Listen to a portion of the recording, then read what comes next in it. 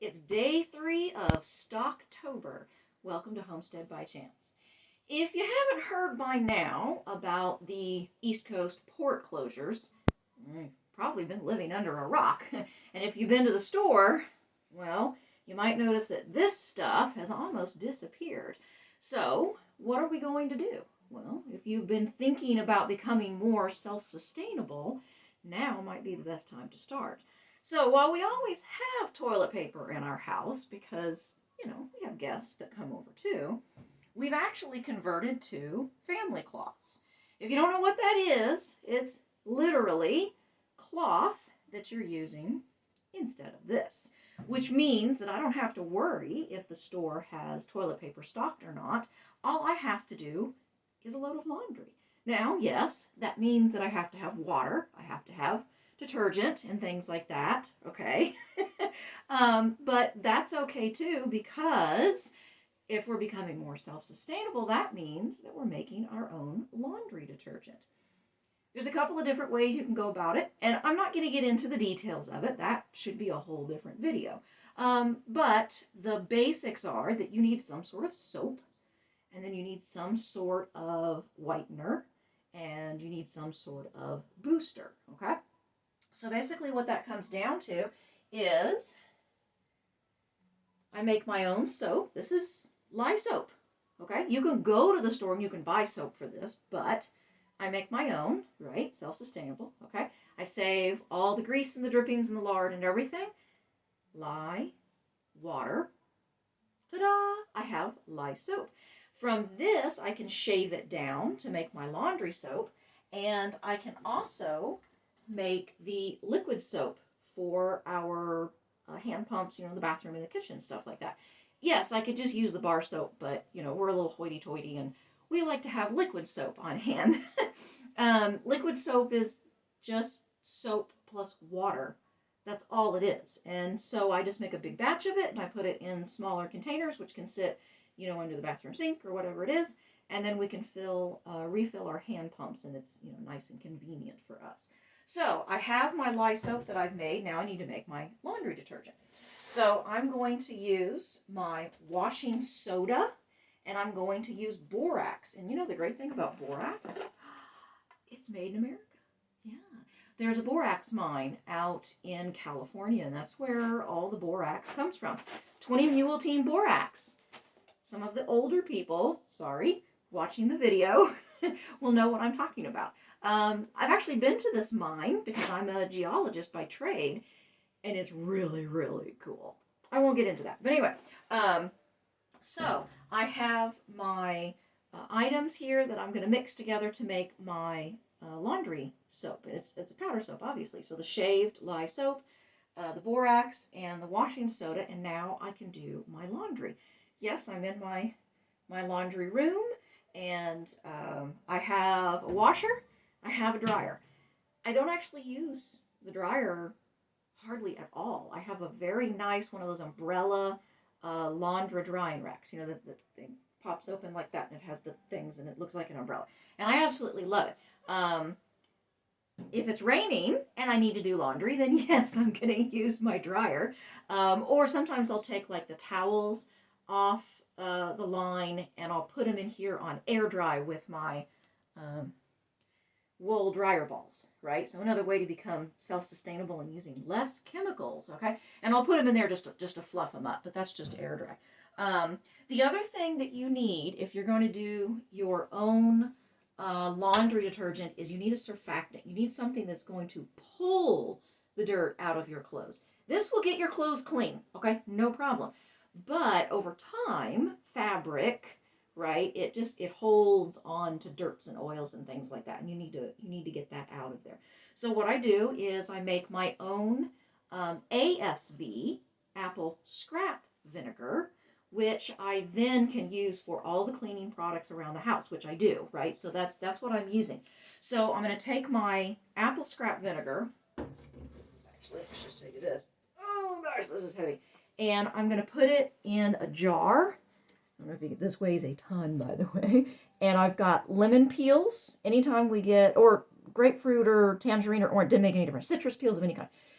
And I save them and I dry them, and then I use whatever citrus peels and pine needles, and I top this whole thing off with my ASV. Oh gosh. And now I have, what do I have?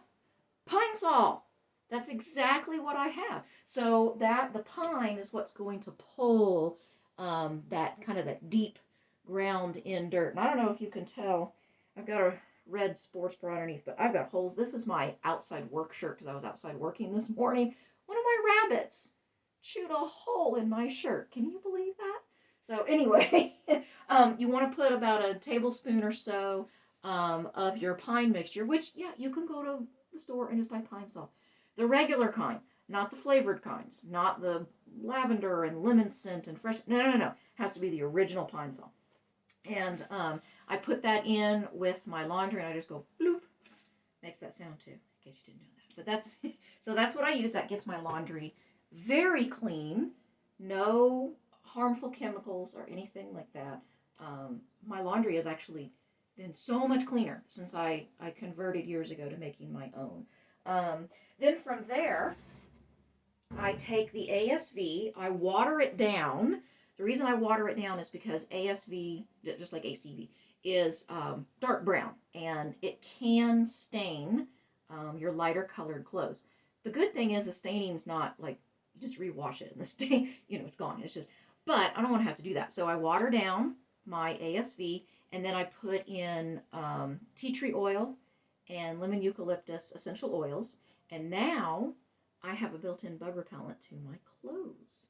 And so a lot of times I will take my clothes off the line and I will put them in my dryer just on air dry because I'll, inside the dryer and spray everything down. And then I have a bug repellent that's built into my clothes, which is really nice. And of course, I make a homemade bug spray as well out of other things, and some essential oils as well. But then it's a nice and safe product for my family, and I don't have to worry about what's in it. I know what's in it. So right now is definitely a good time, because we have this potential for a supply chain shortage.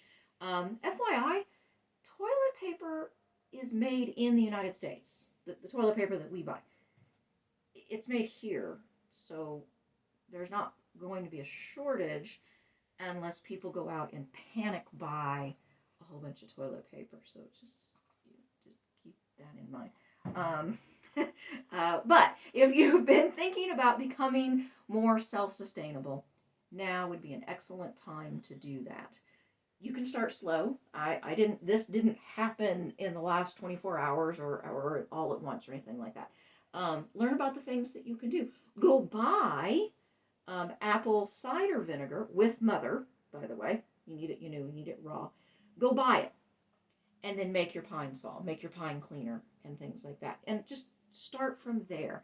Figuring out the small things that you can do to help stock up on those supplies that you're going to need. And this pine citrus cleaner will clean everything in your house. It is safe. It is so safe. It's apple scrap vinegar, pine needles, and citrus peels. I could drink it. Okay? I'm not going to because I can't imagine that it tastes all that great or anything. But I could, right? That's how safe it is. So that it's safe for your kids and your pets and all of those things. If you've got that 2-year-old that for some reason likes to lick everything, I've seen those. Okay? You don't have to worry about it, right? Make your lye soap, or buy from a local small business that is making soap from scratch. I know goat milk soap is the big thing now. Well, I've been making lye soap for years. I'll stick with, my simple, rustic lye soap that I make. But you can go and buy homemade soaps that are out there, something that's safer and better for your family and supports a small local business, right? Make your cleaners, make your detergents, make all of the things that you can.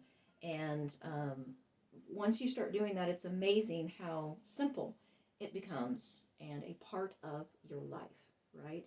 So let's turn this Stocktober And let's turn this supply chain issue into a positive thing for us, for those of us that want to reach out and do a little bit more in our lives. Let's look for the areas that we can do that in and become a more self-sustainable society. All right, off my soapbox. I'll see you in the next video. Don't forget your toilet paper.